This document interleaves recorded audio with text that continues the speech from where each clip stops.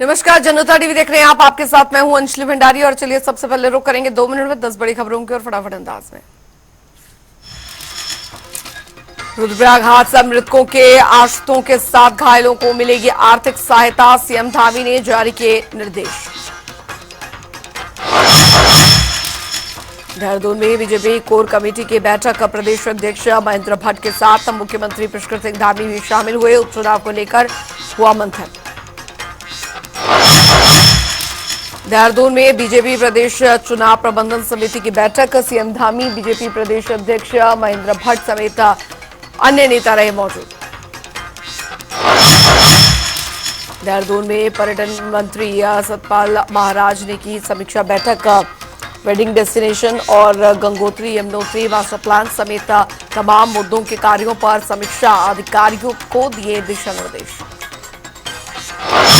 उत्तरकाशी के बग्याल गांव में जल उत्सव कार्यक्रम का आयोजन, कैबिनेट मंत्री में हुए शामिल, साथ ही आगामी कार्यक्रम को लेकर दी जानकारी। उद्यान घोटाले को लेकर कांग्रेस का हल्ला बोल, उद्यान मंत्री के इस्तीफे की मांग को लेकर किया प्रदर्शन, पुतला जलाकर मामले में जताया विरोध। निकाय चुनाव को लेकर सियासत जारी, कांग्रेस महिला महानगर अध्यक्ष का सरकार पर निशाना, बोली चुनाव नहीं कराना चाहती सरकार। रुड़की के मखदुमपुर में बिजली घर पर किसानों का जोरदार प्रदर्शन, फैक्ट्री की काटी बिजली, विधायक ने जताई कड़ी नाराजगी। उत्तर प्रदेश के सीएम योगी पहुंचे ऋषिकेश एम्स, अपनी मां से की मुलाकात, रुद्रप्रयाग दुर्घटना में घायल यात्रियों से भी की मुलाकात। देहरादून में स्मार्ट सिटी को लेकर सड़क चौड़ीकरण का हो रहा काम, एसपी सिटी ने लोगों से की अपील, सड़क पर चलते वक्त बरते संयम।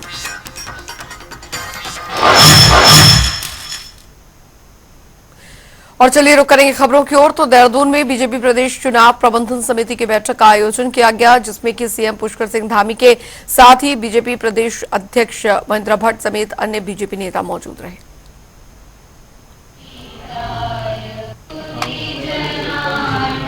आज की बैठक को शुभारंभ करेंगे।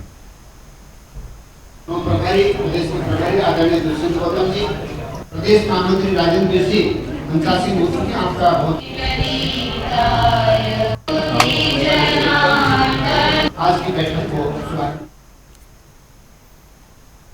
उधर आपको बता दें कि सीएम धामी ने शासकीय आवास पर बीजेपी के राष्ट्रीय महामंत्री और प्रदेश प्रभारी दुष्यंत कुमार गौतम, प्रदेश अध्यक्ष महेंद्र भट्ट और प्रदेश महामंत्री अजय कुमार से मुलाकात की, जिसको लेकर उन्होंने सोशल मीडिया प्लेटफॉर्म एक्स पर भी पोस्ट कर जानकारी दी।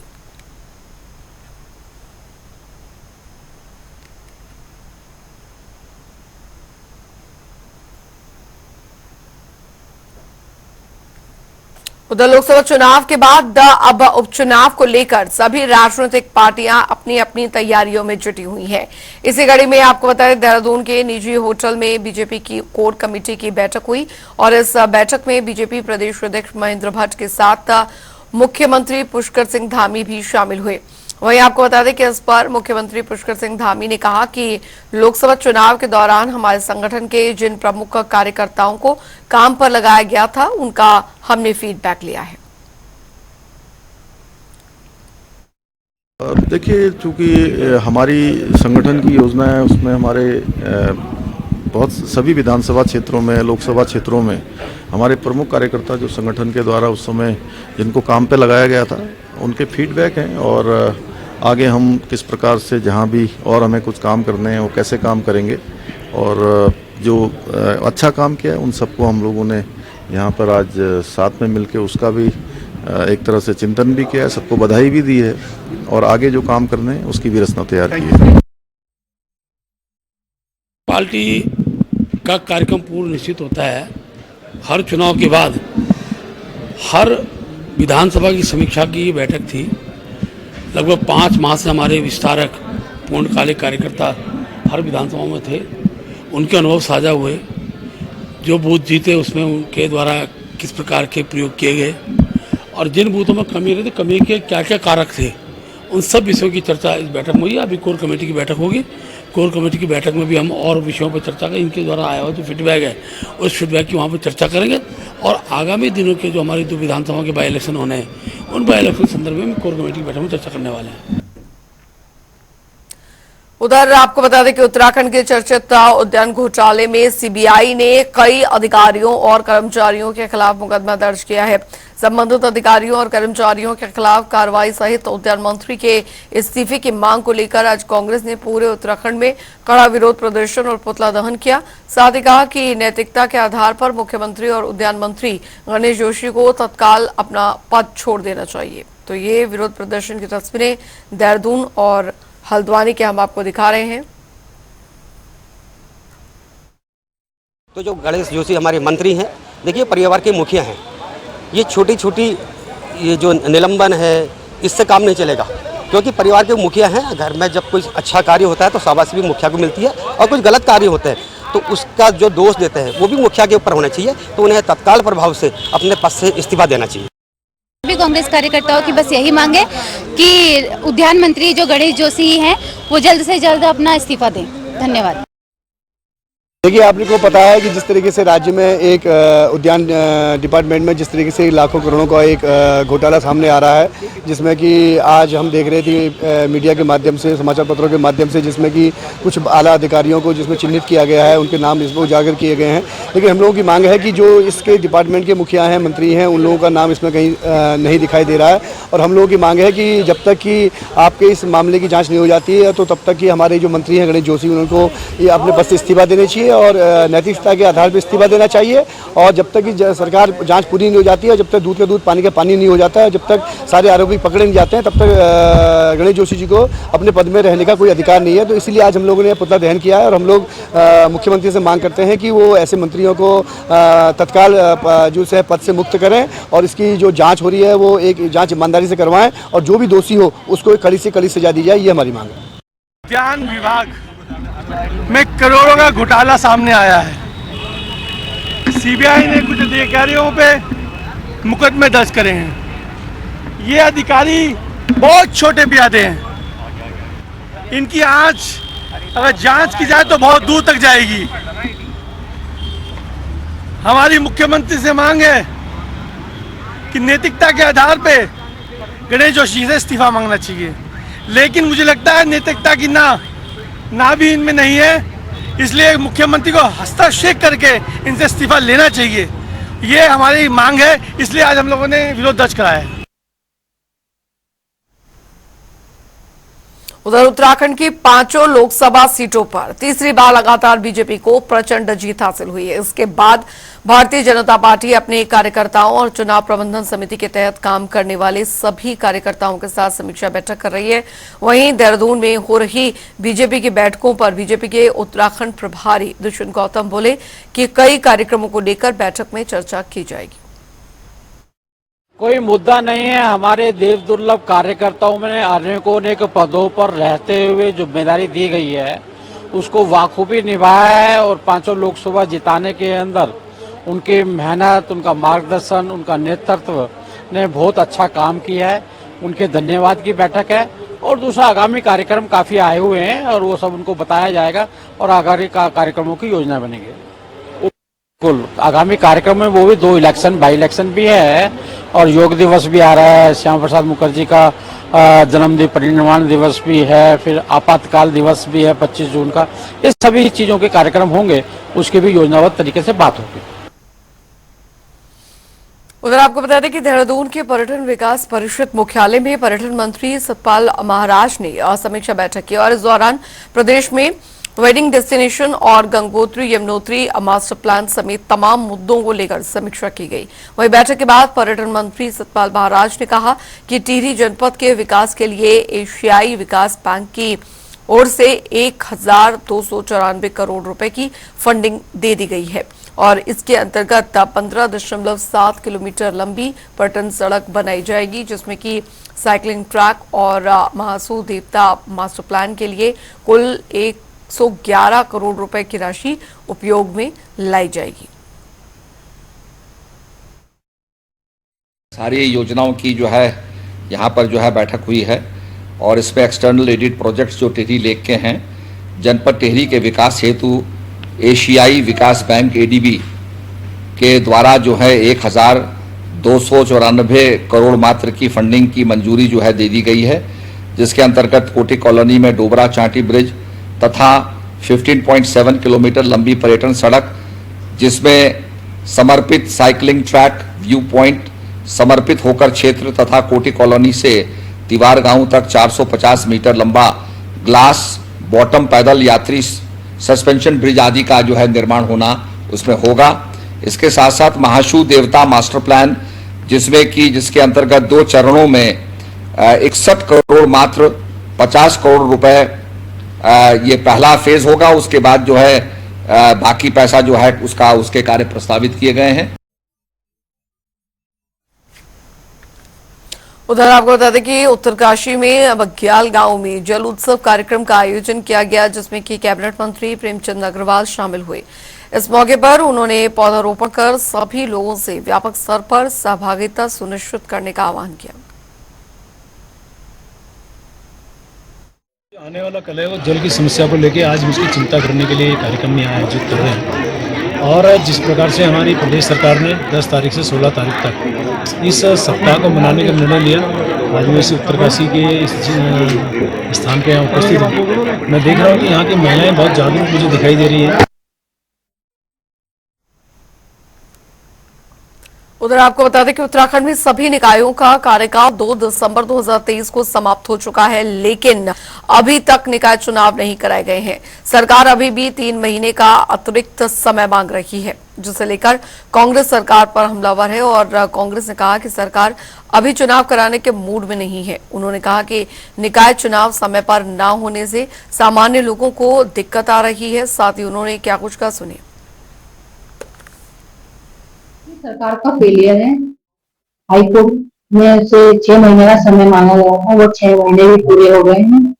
अब 3 महीने और आगे बढ़ा दिए गए हैं और ये अभी ये भी नहीं कह सकते कि 3 महीने बाद भी चुनाव कराएंगे या नहीं कराएंगे, क्योंकि बरसात में इनके स्मार्ट सिटी की सारी पोल खुलने वाली है और ये 3 महीने बाद भी चुनाव होंगे या नहीं होंगे इसका कुछ भी आप संभव नहीं है कि होंगे, क्योंकि 9 महीने और आम आदमी को बहुत परेशानी हो रही। छोटी छोटी समस्याएं, पेंशन के फॉर्म पे, कहीं स्कूल में एडमिशन के लिए, बड़ा व्यक्ति तो डीएम एसडीएम के पास रहता, जो छोटे मध्यम परिवार के और छोटे लोग हैं उनको कोई भी उनके फॉर्म पे न तो मोहर लगाते हैं न साइन कर देते हैं। वो दर जो भटक रहे हैं और प्रशासन को किसी चीज की कोई चिंता नहीं है, क्योंकि उन्हें सिर्फ उनके उनके साथ के उनके लेवल के लोग उनके काम पे खड़े हो जाते हैं।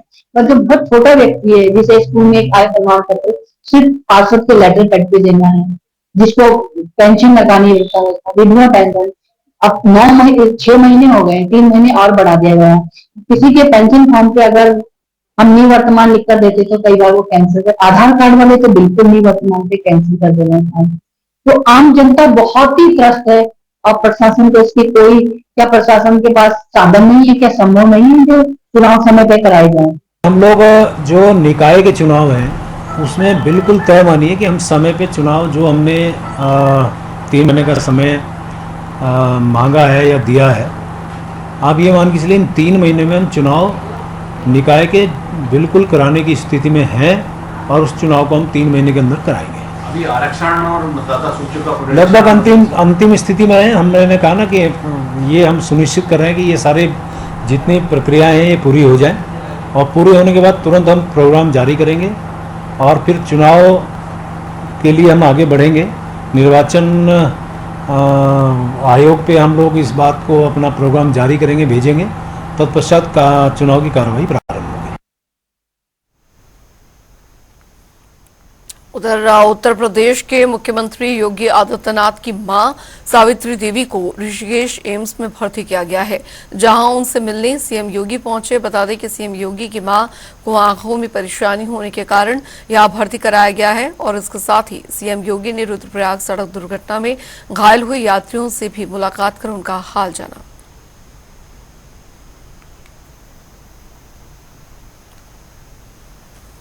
उधर आपको बता दें कि अटल आयुष्मान योजना के अंतर्गत देवभूमि में भारी संख्या में गरीबों का मुफ्त इलाज चल रहा है। बता दें आपको कि आयुष्मान कार्ड के जरिए 5 लाख रुपए तक का इलाज मुफ्त में किया जाता है। इस पर जानकारी देते हुए राज्य स्वास्थ्य प्राधिकरण के सीईओ नमामि बंसल ने दरअसल बताया कि प्रदेश में आयुष्मान कार्ड धारकों की संख्या लगभग 56 लाख है, जो राज्य की जनसंख्या का लगभग 61% है। साथ ही उन्होंने क्या कुछ कहा, सुनिए। देखिए, जो हमारे कार्ड धारकों की संख्या है लगभग 56 लाख के आसपास है against the targeted population of around, हमारा जो परसेंटेज है वो रफली 61% है। और इसमें जिन कार्ड धारकों ने बेनिफिट लिया है पिछले वित्तीय वर्ष में, वो रफली उनकी संख्या 2,67,996 है। इसमें प्राइवेट और सरकारी दोनों अस्पतालों की संख्या सम्मिलित है।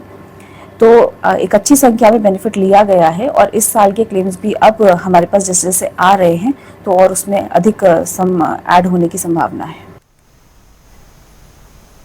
उत्तर प्रदेश में मानसून सीजन को लेकर स्मार्ट सिटी और अन्य निर्माण कार्य तेजी से किए जा रहे हैं। शहर के विभिन्न जगहों पर चौड़ीकरण का कार्य भी चल रहा है। वहीं सड़क की खुदाई होने से आमजन को ट्रैफिक का दबाव भी झेलना पड़ रहा है। यही इस पर आपको बता दें कि एसपी सिटी प्रमोद कुमार ने बताया कि शहर के मुख्य जगहों पर इस प्रकार के काम किए जा रहे हैं, जिसमें सीसीटीवी कैमरा, स्ट्रीट लाइट्स भी हटाई गई हैं। जल्द ही इसका कार्य पूरा कर लिया जाएगा। तब तक हमारे लोगों से अपील यही है कि वो सड़क पर चलते वक्त संयम बनाए रखें। अभी हमारे जो देहरादून सिटी में हमारा स्मार्ट सिटी के तहत जो है ये सड़कों के जो चौड़ीकरण है तो बेसिकली उस पर कार्य किया जा रहा है। साथ में जो अपनी जो ड्रेन्स हैं उसका भी कार्य किया जा रहा है। और अभी इसके तहत जो है तकरीबन 40 ऐसे जो बॉटल नेक्स हैं वो चिन्हित किए गए हैं, जिसमें कि मुख्य हमारा घंटाघर हो गया है, बिंदाल चौक हो गया, दर्शन लाल चौक हो गया, प्रिंस चौक हो गया, उधर जोगे वाला चौक हो गया, पुलिया नंबर 6 है, इधर लाल पुल वगैरह है, इधर चक्राता तोड़ पे बिंदाल चौक हो गई है। तो इस प्रकार से कुल मिला के जो है 21 हमारे जो बॉटल नेक पॉइंट्स है तो वहाँ पे स्मार्ट सिटी के द्वारा कार्य किया जा रहा है, खुदाई वगैरह का कार्य किया जा रहा है वहाँ पे। और जो हमारे ट्रैफिक लाइट्स वगैरह हैं तो वो भी अभी थोड़ा सा इसमें डिस्टर्ब हुई हैं। तो मेरा आमजन से यही अनुरोध है, कृपया जो हमारे पॉइंट्स हैं, कुछ पॉइंट्स मैंने बताए हैं, बाकी और जो आसपास के हमारे जो सिटी के पॉइंट्स हैं तो वहाँ पे लगातार ये कार्रवाई की जा रही है। और यही अपील है आमजन से कि जहाँ तक संभव हो सके तो इन रास्तों का प्रयोग अपने जब जरूरत हो आवश्यकता अनुसार ही करें, अन्यथा क्योंकि ये खुदाई का काम चलता रहेगा तो थोड़ा सा ट्रैफिक का प्रेशर रहेगा वहाँ पे। उधर हरिद्वार के गांव धनपुरा में फर्जी अस्पताल संचालित किए जा रहे हैं। वहां पर मरीजों के जीवन के साथ खिलवाड़ किया जा रहा है। अस्पताल में स्टाफ की कमी है। हालात इतने खराब हैं कि अस्पताल में डॉक्टर के पास डिग्री तक नहीं है।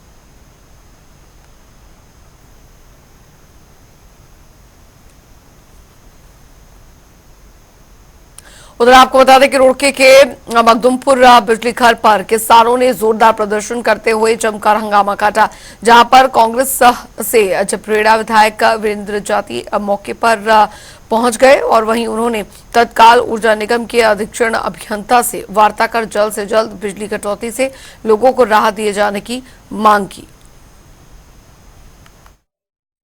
हमारा एक संगठन है किसानों का, एफपीओ है अपना, और हम किसानों की समस्या को बार बार उठाते रहते हैं। ये सबसे बड़ी समस्या है, हमारे जो फसल है वो बिल्कुल सूख गई है। अगर फसल हमारी नहीं होगी तो जो लोग सरकारी नौकरी में बैठे हैं या प्राइवेट नौकरी में बैठे हैं, क्या उनको अन्न नहीं चाहिएगा? अगर हमारे खेत में अन्न नहीं होगा तो हम क्या करेंगे या वो लोग क्या करेंगे?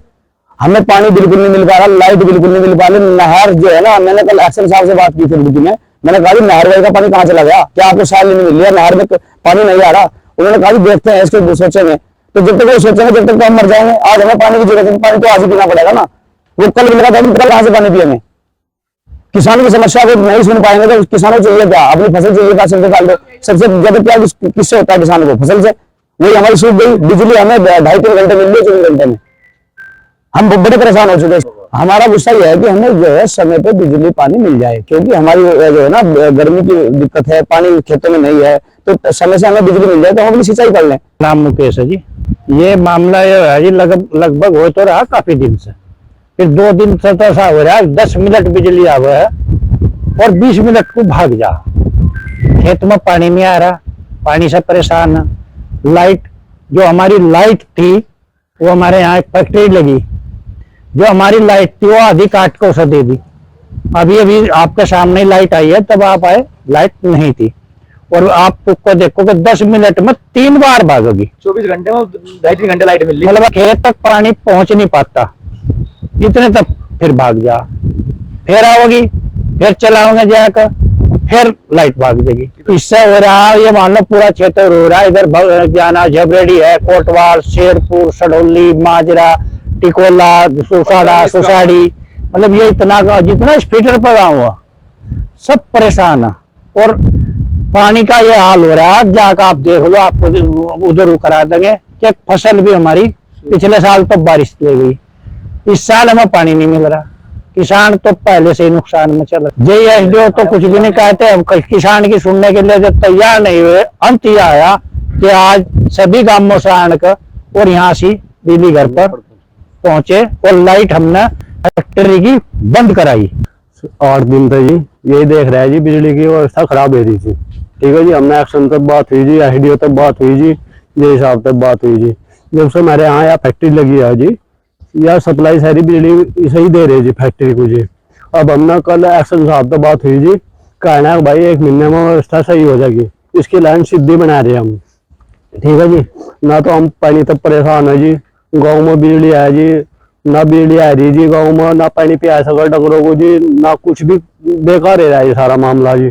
अच्छा जी, ये नखनौता, रामनगर, टिकोला, शेरपुर, सडोली, कोटवाल, झबरेडी सा 3-4 दिन से पूरा प्रदर्शन चल रहा है जी बिजली घर पर जी। और चलिए इसी के साथ देवभूमि उत्तराखंड की खबरों में अभी के लिए फिलहाल लेते हैं वक्त, एक छोटे से ब्रेक का।